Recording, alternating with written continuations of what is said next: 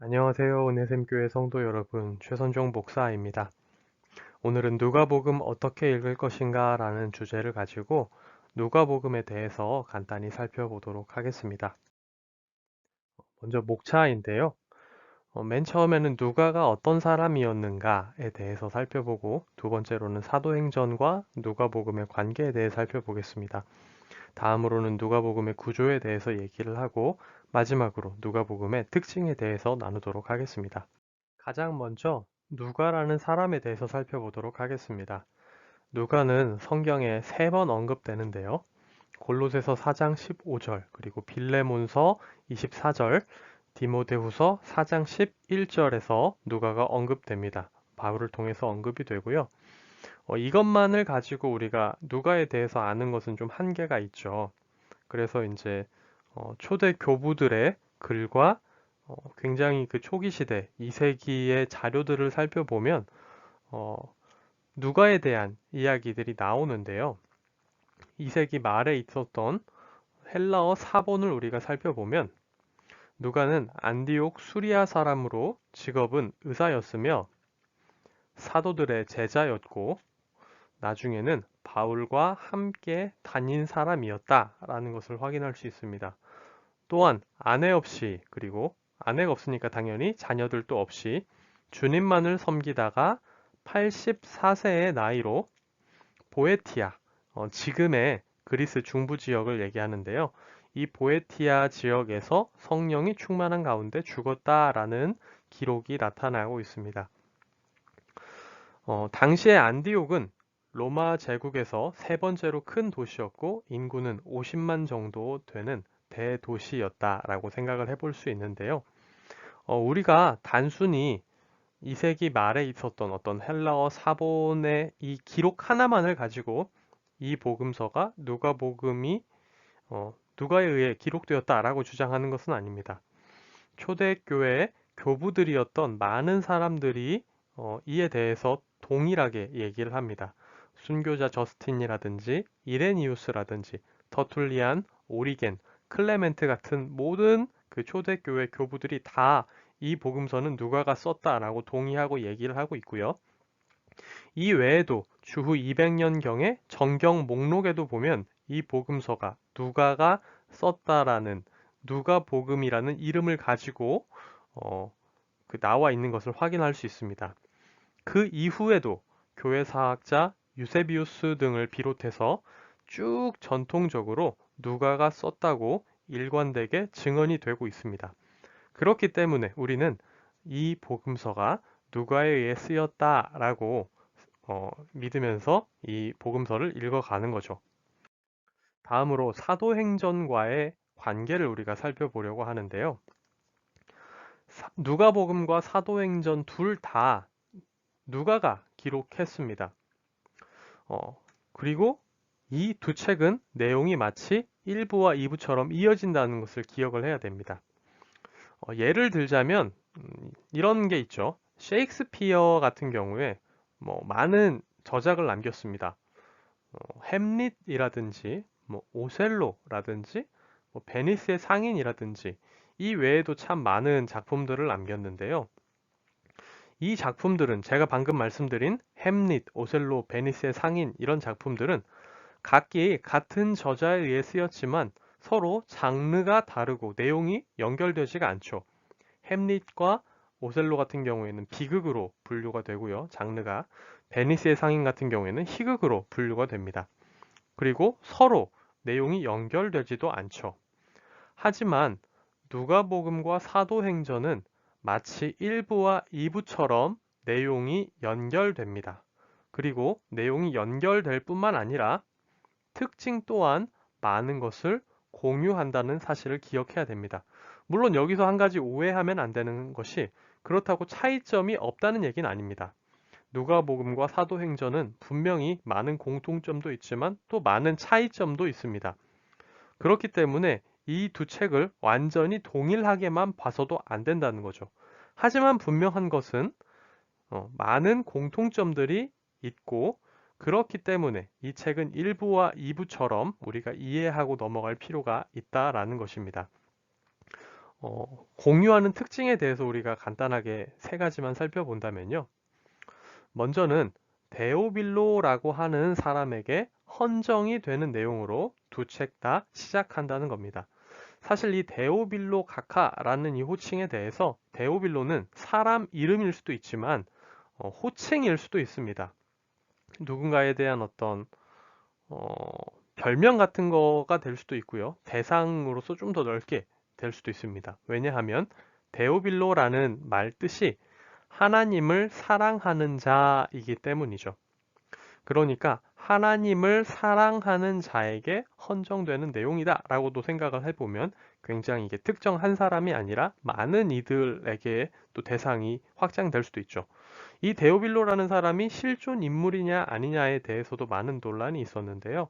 이 데오빌로라는 이름이 역사상에서 크게 발견되지가 않기 때문에 우리가 좀 더 넓은 의미에서 데오빌로라는 이 의미에 따라 사람을 생각을 해도 큰 문제는 없지 않을까라고 생각이 들고요.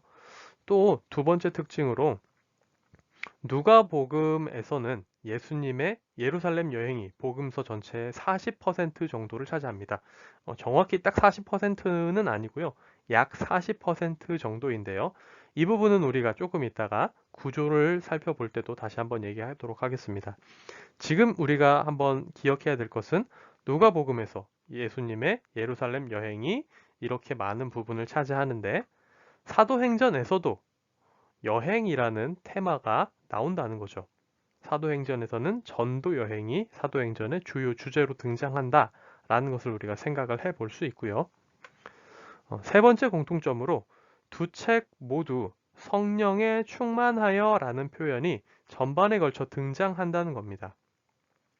그렇기 때문에 페린이라고 하는 학자는 누가복음과 사도행전에 대해서 이렇게 얘기를 했는데요. 누가복음은 예수님을 통한 성령의 활동, 사도행전은 교회를 통한 성령의 활동, 이렇게 얘기를 하기도 합니다. 네, 다음으로 누가복음의 구조에 대해서 살펴보려고 하는데요. 먼저 1장 1절부터 2장 52절까지는 예수님의 탄생과 예수님의 유소년기에 대한 이야기다라고 우리가 구분을 해볼 수가 있습니다. 다음으로 3장 1절부터 4장 13절까지는 예수님의 사역을 위한 준비라고 할 수 있죠. 여기서는 세례 요한을 비롯해서 세례 요한이 예수님을 알아보는 내용, 이런 것도 다 포함이 됩니다. 족보도 이 안에 들어간다고 할 수 있겠고요. 그리고 갈릴리 사역입니다. 4장 14절부터 9장 50절까지는 예수님이 갈릴리에서 베푸신 사역들에 대해서 얘기하고 있다라고 볼 수 있고요. 9장 51절부터 19장 44절까지는 예루살렘으로의 여행이라고 얘기를 해볼 수가 있습니다. 그리고 19장 45절부터 24장 53절까지는 예루살렘에서의 마지막 날들이라고 할 수 있는데요. 우리가 각 장이 절수가 좀 다르기 때문에 확 단원해서 얘기는 할 수 없지만 총 24장에서 예루살렘으로의 여행이 차지하고 있는 분량을 생각을 해보면 대략 40% 정도가 맞다는 것을 우리가 여기서도 한번 확인해 볼 수가 있죠.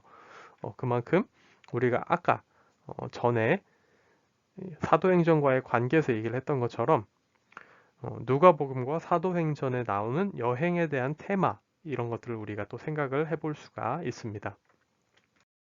다음으로는 누가복음의 특징에 대해서 살펴보려고 합니다. 가장 먼저 누가복음의 특징에 대해서 얘기를 해볼 수 있는 것은 제자도의 복음서라고 할 수 있습니다. 누가복음을 살펴보면 제자가 어떻게 살아가야 하는가, 제자의 삶의 방식에 대한 내용을 참 많이 담고 있기 때문이죠.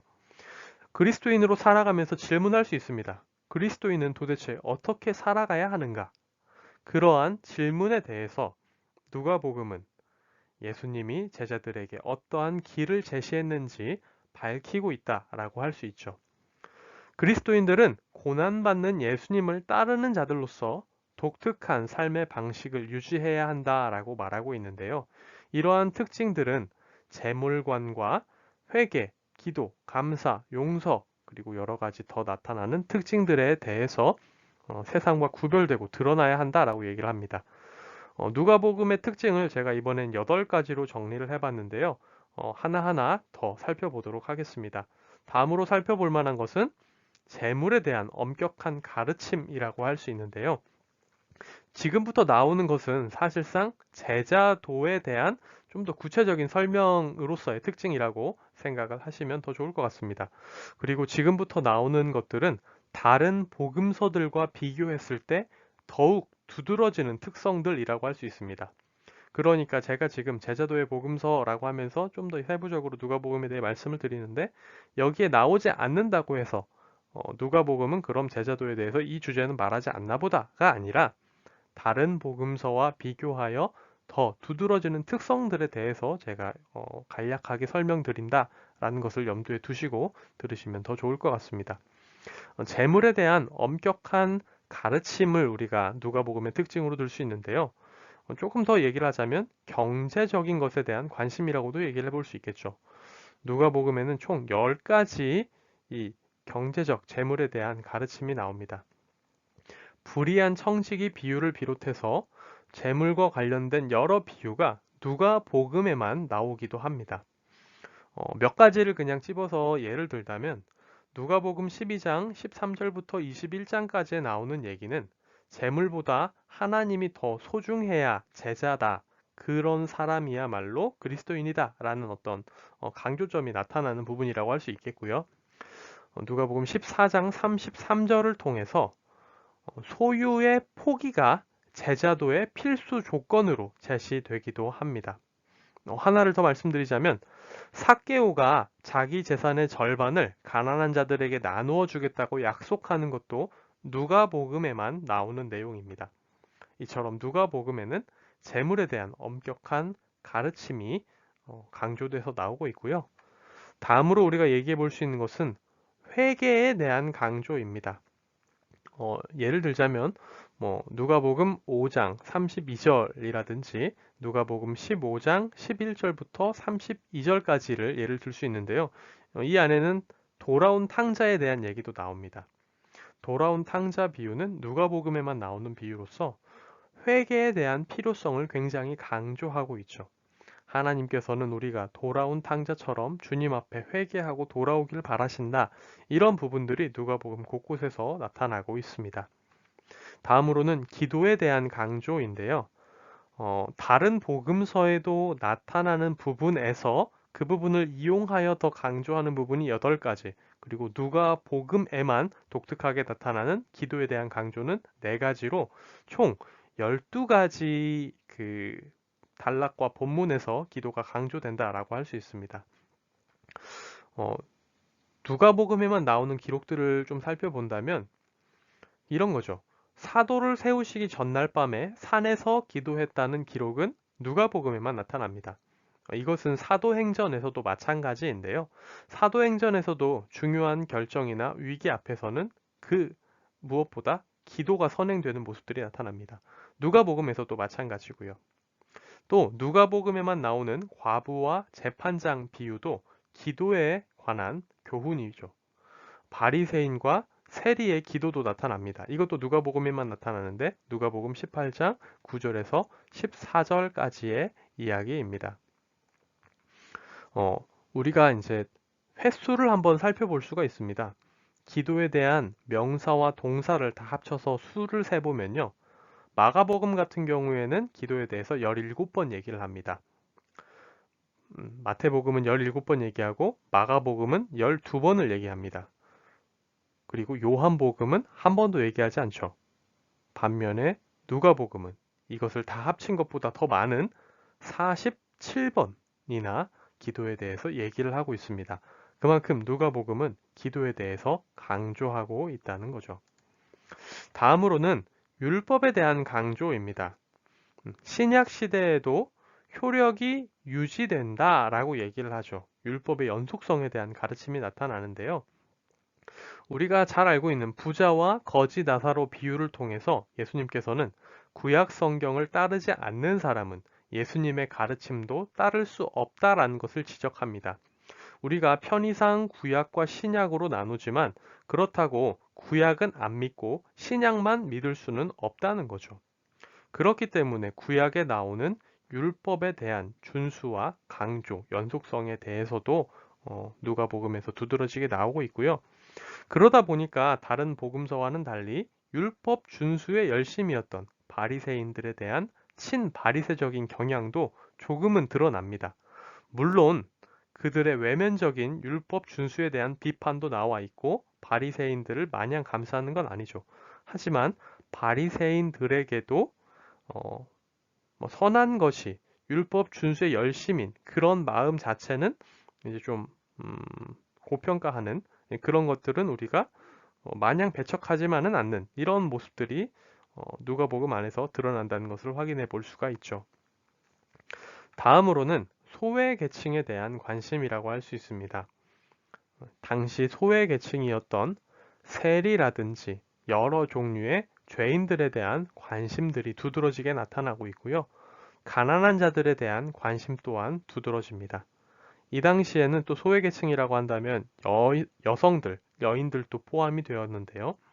이 여인들에 대한 관심이 드러나고 또 다른 복음서들보다 여인들, 여성들의 지위를 조금 높여서 표현한다는 것도 누가복음만의 특징이라고 할 수 있겠습니다. 다음으로 선교에 대한 강조라고 할 수 있는데요. 우리가 잘 아는 그 선한 사마리아인 비유에서 두드러지게 나타나죠. 이 선한 사마리아인 비유는 다른 복음서에는 나타나지 않는 비유인데요. 이를 통해서 우리가 사랑해야 하는 이웃의 범위가 민족의 경계를 넘어선다는 것을 강조하고 있습니다. 이방인들도 우리가 사랑해야 할 대상이며 우리의 이웃이다 라는 것을 얘기하고 있는 거죠. 그러면서 그들에게 복음을 전해야 한다라는 내용들도 많이 나타나고 있습니다. 이제 마지막으로 살펴볼 것은 대조법의 활용인데요.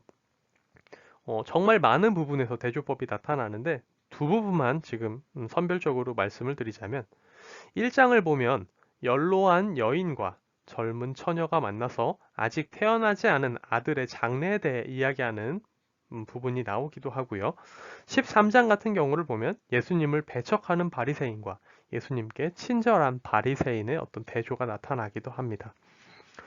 그리고 제가 따로 기록하진 않았는데 중요한 건 아닙니다. 그냥 참고로 우리가 한번 알아보면 좋을 만한 것은 누가복음은 다른 복음서와는 달리 예수님의 감정 표현 묘사가 적습니다. 왜 그런지에 대해서는 여러분께서 성경을 읽어가면서 한번 묵상하고 질문해 보시면 좋은 부분이 아닐까 하는 생각을 합니다. 네, 이번 강의를 준비하면서 참고했던 문헌들이고요. 이제 저는 요한복음 어떻게 읽을 것인가를 통해 다시 돌아오도록 하겠습니다. 안녕히 계세요.